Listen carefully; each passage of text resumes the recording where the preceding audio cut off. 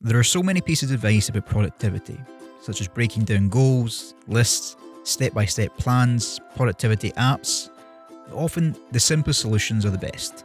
In this case, could a kitchen timer that costs less than £15 have a massive increase in my productivity? Well, I put it to the test and here are the results. Back at university, I started using a study technique that many students use, setting a time limit.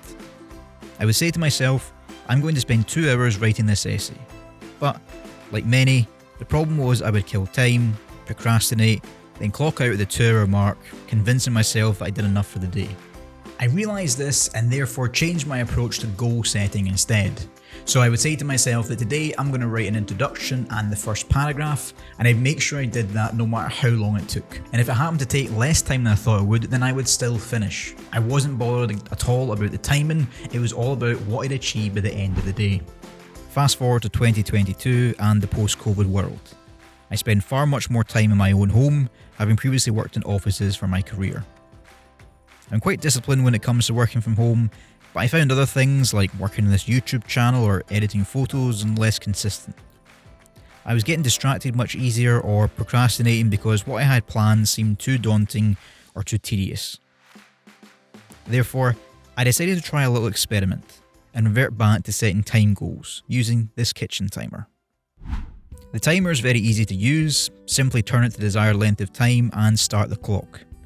Once it counts down to 0, then it'll play a beeping noise to let you know. When I had a particular big or tedious task to do, then I would use this timer, and I would set it to anything from as small as 10 minutes up to the max of 99 minutes. And the goal was to just simply keep working whilst the timer was running, but I put no obligation on myself to continue once the timer had finished. The impact of this little experiment was both positive and surprising. The first thing I noticed was how quickly time goes by when you actually put a timer on it. For whatever reason, working between 9 AM and 9:45 goes by a lot slower when you actually put 45 minutes on a timer.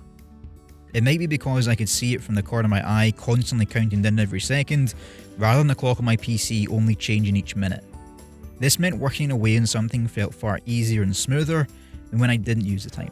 Smaller timings ended up being much more effective. When I did put something as big as like 90 minutes on the clock, then I found now and again that my motivation started to wane toward the end. However, when I used just smaller amounts, then this worked a lot better for me. As I mentioned earlier, I put no obligation on myself to work past the timer once it counted down, but I did find that more often than not, even when I used smaller amounts, that I continued to work past the timer once it finished because I found myself getting into a rhythm. Sometimes just getting started is half the battle. So when I came up against tasks which were particularly big and would maybe take a couple of hours, then I experimented with just using 10 minutes. Again, once I did 10 minutes, I could then stop or keep going. Almost every time I kept going.